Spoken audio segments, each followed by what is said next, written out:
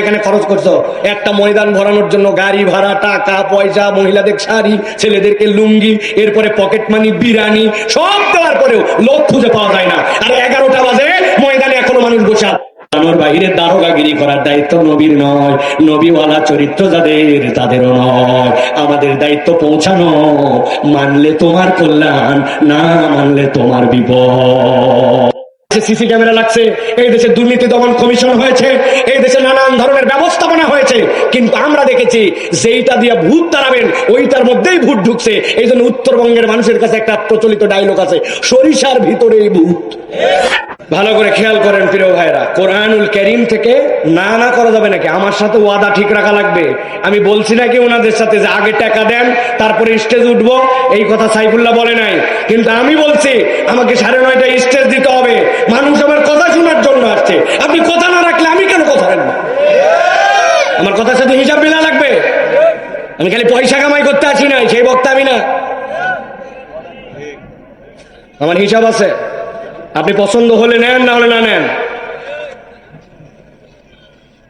মানুষজন কষ্ট করে আসে কোরআনুল কারীম শোনার জন্য। আমার তো বেশি লোক দরকার নেই, আমি লোক দিয়ে কি করবো? আল্লাহ রাব্বুল আমিন যদি চাই 10 জন থাকলে একজন হেদায়েত পাইলে, আর আমি আমার ইখলাসের সাথে কথা বললে ওইটুকুই আমার জন্য যথেষ্ট। আমি লাখ লোক দিয়ে কি করবো ভাই? আপনি থাকলেই কি না থাকলেই কি আমার কোনো সমস্যা নেই। আমার মাইকালা আর ইউটিউবার কয়টা থাকলেই হবে, আর কারো দরকার নেই। ওয়াজ যা করার পুরাটা করে যাবো ইনশাআল্লাহ। আগামী 5 দিনের মধ্যে এটা অন্তত 5 কোটি লোক দেখে ফেলবে এদের কল্যাণে ইনশাআল্লাহ। এইগুলা কথা আবার ছাড়ো না ভাই, এগুলো ডিলিট করে দিও, তো এলাকার ইজ্জত থাকবে না। বলে সাইফুল্লাহ ভাই নিজের এলাকায় এসে এরকম হয়ে হয়ে করে গেছে, এগুলো ছাড়ো না, এগুলো ফেলে কাট ছাট করে তারপর ছাড়ো। এটা পার্সোনাল কথা আমাদের, এগুলো আমাদের ভাই ব্রাদার, ঠিক কিনা প্রিয় ভাইয়েরা? তাহলে আমাদের কোরআনুল কারীম শোনার দরকার আছে কিনা ভাই? আল্লাহ রাব্বুল আলামিন এই কোরআনের নিয়ামত দিয়ে আমাদেরকে ধন্য করেছেন। আমাদের মধ্যে ঈমান আছে বলেই আমরা এখানে কোরআনুল কারীম শোনার জন্য আসতে পেরেছি। ঈমানের দৌলত আছে বলেই, মৃদু মৃদু করে জ্বলে বলেই আল্লাহ রাব্বুল আলামিনের এই বান্দারা এই আকাশ থেকে পড়া কুয়াশা আর জমিন থেকে ঠান্ডা এইটাকে উপেক্ষা করে মাটির মধ্যে বসেছে। এটা টাকা দিয়ে, পয়সা দিয়ে, বিরিয়ানি দিয়ে, খিচুড়ি দিয়া, গাড়ি ভাড়া দিয়া, পকেট মানি দিয়ে সম্ভব নয়। এটা কোরআনের ভালোবাসায় আসছে, ঠিক কিনা? এত সোজা নয়। বাংলাদেশে অনেক রাজনৈতিক ময়দানে আমরা দেখছি আয়োজন হয়েছে বিগত সময়, কোটি কোটি টাকা পাচার করছো, কোটি কোটি টাকা এখানে খরচ করছো একটা ময়দান ভরানোর জন্য, গাড়ি ভাড়া, টাকা পয়সা, মহিলাদের শাড়ি, ছেলেদেরকে লুঙ্গি, এরপরে পকেট মানি, বিরিয়ানি সব দেওয়ার পরেও লোক খুঁজে পাওয়া যায় না। আর 11টা বাজে ময়দানে এখনো মানুষ বসে আছে। এটা কোরআনের মহব্বত, ঠিক কিনা? এটা সাধারণ কোনো কিছু নয়। আল্লাহ রাব্বুল আমিন নিয়ামত আমাদেরকে দিয়েছেন। আল্লাহ বলছেন, বান্দা এই নিয়ামতের সাথে যদি এটা বিশ্বাস করো যে এটা তোমার রব তোমাকে দিয়েছেন, এই নিয়ামতের কৃতজ্ঞতা যদি আদায় করো, আল্লাহ তোমার নিয়ামতকে বাড়াই দিবে। নিয়ামতের কৃতজ্ঞতা নিয়ামতকে বৃদ্ধি করে দেয়। আর বান্দার ঈমান মানুষের বালা মুসিবত দূর করে দেয়। সুবহানাল্লাহ বলেন। আমার আল্লাহ রাব্বুল আমিন বলছেন কোরআনের 64 নম্বর সূরা, সূরা তাগাবুন, সূরা তাগাবুনের 12 নম্বর আয়াতের মধ্যে আল্লাহ বলছেন, দুনিয়ার মানুষ একটা বিষয় আগে মাথা ঠান্ডা করে বুঝে না, আসাবা মিন মুসিবাতিন ইল্লা বিইذনিল্লাহ। আমার আল্লাহ বলছেন, দুনিয়ার মানুষ তোমাদের উপরে কত ধরনের না বালা মুসিবত আসে, বিপদ আপদ আসে, কত ধরনের অসুবিধা, কত ধরনের পরীক্ষা তোমাদের উপরে আসে, কিন্তু আল্লাহ বলছেন, বান্দা বিশ্বাস রাখো, তোমার উপরে যত মুসিবত আসুক না কেন, আল্লাহর জ্ঞানের বাহিরে কোনোটা নয়। ভালো করে খেয়াল করেন, আমার আল্লাহ রাব্বুল আমিন বলছেন, মা আসাবা মিন মুসিবাতিন ইল্লা বিইذনিল্লাহ। এই দুনিয়ার মানুষ আল্লাহ রাব্বুল আমিন যত মুসিবত দেন সবগুলো আল্লাহর নলেজের মধ্যে। আল্লাহ রাব্বুল আমিন জানেন। তাহলে এখন আপনি ভাববেন, আমার যে টাকার টানাটানি, আমার যে বিভিন্ন ধরনের বালা মুসিবত, আমার রোগ বালাই, এইগুলো তাহলে আল্লাহ যদি জানেনি তো আমার জন্য কেন দেন আল্লাহ? রব্বুল আমিন বলছেন, বান্দা মুসিবত তোমার জন্য আসে, তবে আমি রব্বুল আমিন তোমাকে বলে দেই, ওয়া মান ইউমিন বিল্লাহ ইয়াহদি কলবাহু।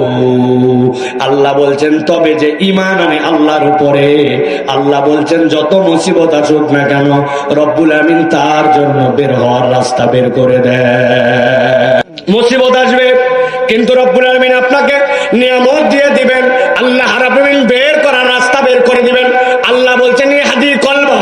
মুফাসসিররা ব্যাখ্যা করছেন, তাফসীর পড়ে দেখবেন, তালেবে ইলম থাকলে তাফসীরে কাবীর, তাফসীর ইবনে আশুর, আল্লামা ইবনে আশুর রাহমাতুল্লাহি আলাইহি বলছেন ইহদি কলবাহু মানে জানো নাকি বান্দা, ঈমানদার যদি পাক্কা ঈমান আনতে পারে যত বড় মুসিবত তার আসুক না কেন কখনো ঘাবড়ায় যায় না।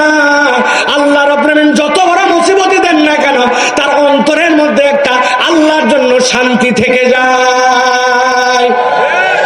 ভিত্তিটা কি? নবীজি বলছেন আজাবাল্লি আমরে মুমিন, মুমিনের বিষয়টা বড় অবাক। মুমিন যখন কোনো বিপদে পড়ে ওই সময় সে সবর করে, আর যেই না বান্দা সবর করে আল্লাহ তার আমলনামায় সওয়াব লিখতে শুরু করেন। আর মুমিন যদি কোনো বিষয়ে খুশি হয় তো আল্লাহর প্রশংসা করে, আল্লাহ তখনও তার জন্য আল্লাহর পক্ষ থেকে আমলনামায় সওয়াব লেখেন, বিপদে পড়লেও সওয়াব। আবার যদি বান্দা খুশি হয় তাও সওয়াব। একদল মুফাসসির বলছেন বান্দা সবর করার কি ফায়দা, একবার যদি জানতো কিয়ামতের দিনে আল্লাহর কাছে আশা করত তার চামড়াগুলা কোটি কোটি করে কাটা হোক তারপরেও সে ধৈর্য ধরবে। আল্লাহ বলছেন বান্দা যদি ধৈর্য ধরে রব্বুল আমিন তার জন্য নিয়ামত বাড়ায় দেন। তবে একটা কথা আছে, আল্লাহ রব্বুল আমিন আমার জন্য নিয়ামত বাড়াবেন। আল্লাহ বলছেন আল্লাহু বিকুল্লি শাইইন আলীম, আল্লাহ সব জানেন, বান্দা সব জানেন। কিন্তু আল্লাহ বলছেন তোমাকে একটা বের করে দেওয়ার আমি রাস্তা বলে দিতে চাই। তোমার মুসিবত থাকবে কিন্তু বের হবে কেমনে? ভালো করে খেয়াল করেন, আপনার এলাকায় কোনো একটা বাড়ি 3 তালা অথবা 2 তালা, আপনি বাইরে দিয়ে দেখছেন দোতলার জানলার ভিতর দিয়ে আলো জ্বলে, পর্দাটা মাঝে মাঝে নড়ে, তার মানে ভিতরে ফ্যান চলে, ভিতরে লাইট আছে মানে ভিতরে মানুষ আছে, ঠিক না? কিন্তু এবার বুঝে থাকলে বলেন তো, ওই 2 তালা 3 তালা যে বাড়ি আপনি বলতেছেন না না এই বাড়িতে 2 তালায় লোক থাকার 3 তালায় লোক থাক, এই বাড়িতে ওঠার জন্য কোনো সিঁড়ি নাই। এটা কি সাধারণ কথা না পাগলামি কথা? 2 তালায় ওঠার জন্য নিশ্চয় কোন একটা পদ্ধতি আছে, নিশ্চয় কোন একটা উপরে ওঠার রাস্তা আছে। আল্লাহ বলছেন রব তোমার সব খবর রাখেন। আল্লাহ রব্বুল আমিন তোমার হৃদয় ঈমান থাকলে তোমার হৃদয়ে একটা আলো দিয়ে দিবেন। তবে বান্দা ওই বিপদ থেকে বের হওয়ার জন্য আল্লাহ একটা তরিকা বলে দিলেন, ওই ঈমানটা মজবুত করার জন্য একটা রাস্তা বলে দিলেন। অন্তরে তোমার প্রশান্তি চাও, প্রশান্তি আনার জন্য আল্লাহ একটা পদ্ধতি বলে দিলেন। কি বলতেছেন আল্লাহ? আল্লাহ বলতেছেন ওয়াতিউল্লাহ ওয়া আতিউর রাসূল ফাইন তাওয়াল্লাইতুম ফাইন্নামা আলা রাসূলিনাল বালাগুল মুবিন।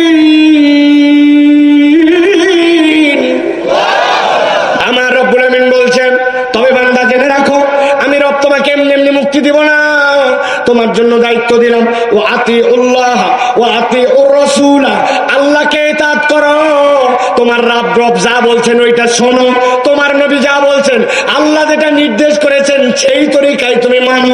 আল্লাহ বলছেন যদি তুমি এই দুইটা ফুলফিল করতে পারো আমি আল্লাহ বললাম তোমার ঈমান ও পূর্ণতা পাবে, তোমার রাস্তাটাও আল্লাহ দেখায় দিবেন।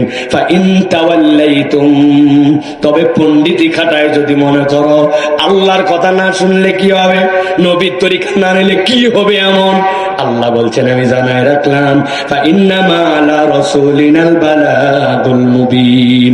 আমার নবী আর নবীওয়ালা কাজ যারা করে তাদের জানায় দেওয়া দায়িত্ব, পৌঁছানোর বাইরে দারোগাগিরি করার দায়িত্ব নবীর নয়, নবীওয়ালা চরিত্র যাদের তাদেরও নয়। আমাদের দায়িত্ব পৌঁছানো, মানলে তোমার কল্যাণ, না মানলে তোমার বিপদ। শুনবো কি শুনবো না এটা আপনার উপরে, ডিপেন্ডস অন ইউ, আপন টু ইউ। আল্লাহ বলছেন নবী আপনি খালি বলে দেন, বার হওয়ার রাস্তাটা সিঁড়িটা চিনাই দেন, এটা সিঁড়ি এই সিঁড়ি দিয়ে আপনাকে রাস্তা বলে দেওয়া হলো, আপনি এটা দিয়ে চলবেন, সিঁড়ি শুধু চিনেন। আল্লাহ বলতেছেন তাইলে আপনি মুক্তির পথ খুঁজে পাবেন। এই দেশকে সোনার বাংলাদেশ করতে হবে, এই দেশকে দুর্নীতি মুক্ত করতে হবে, এই দেশে সুশাসন ফিরাতে হবে, বৈষম্য দূর করতে হবে। এই সকল ডায়লগ বিগত 55 বছর ধরে আপনারা শুনেছেন, ঠিক না? আমাদের বয়সই অত হয় না, আমাদের বয়স 40-এর নিচে। আমরাও বুঝ হওয়ার পর থেকে খালি এই গপ্পই শুনে যাচ্ছি আমরা, কিন্তু আদৌ কোনো পরিবর্তন হচ্ছে না, ঠিক না? এই দেশে সিসি ক্যামেরা লাগছে, এই দেশে দুর্নীতি দমন কমিশন হয়েছে, এই দেশে নানান ধরনের ব্যবস্থাপনা হয়েছে, কিন্তু আমরা দেখেছি যেইটা দিয়ে ভূত তাড়াবেন ওইটার মধ্যেই ভূত ঢুকছে। এই জন্য উত্তরবঙ্গের মানুষের কাছে একটা প্রচলিত ডায়লগ আছে, সরিষার ভিতরেই ভূত, ঠিক কিনা? মানে জিন তাড়ানোর হুজুর বলছে সরিষা নিয়ে আসেন, ওর মধ্যে সোয়ায় ডলা দেওয়া লাগবে, তাহলে জিন কষ্টে বের হয়ে যাবে। ওই সরিষা যেটা নিয়ে আসছেন ওই জিন এত খারাপ জিন ওই সরিষার ভিতরে ঢুকে আছে, এখন জিনকে দিয়ে জিন ডললে আরো বাড়বে, কথা ঠিক কিনা? আপনি মনে করতেছেন সাইফুল্লাহ ভাই বোধহয় প্রমাণহীন কথা বলতেছে, প্রমাণহীন কথা নয়। আপনাদের কাছে জিজ্ঞাসা করি, এই দেশ যারা দুর্নীতি করে শেষ করলো, রাস্তার খোয়াবালি খাইয়ে পেট ভরায় ফেললো, রাস্তার পিস খাইলো, রড খাইলো, রাস্তার যাবতীয় খাবার খাইলো, ব্যাংক খাইলো, বিমা খাইলো, দেশের টাকা বিদেশে পাচার করলো, এইগুলা কি অশিক্ষিত না শিক্ষিত? শিক্ষিত হলে কেমনে কাজ করলো? তার মানে বোঝা গেল ওরা শিক্ষিত, কিন্তু এটা সুশিক্ষা নয়, ওটা কুশিক্ষা। ওটা যত বড় শিক্ষিত তত বড় ডাকাত, কথা বলেন। বিসমিল্লাহির রহমানির রহিম। সকল প্রশংসা মহান আল্লাহ তাআলার। সম্মানিত দর্শক, সম্মানিত ভিউয়ার্স, ট্রেন্ডিং ওয়াজ চ্যানেলের সাথে থাকুন, ভালো থাকবেন, সুস্থ থাকবেন, জীবন সুখী হোক কোরআন সুন্নাহর আলোকে। আল্লাহ হাফেজ।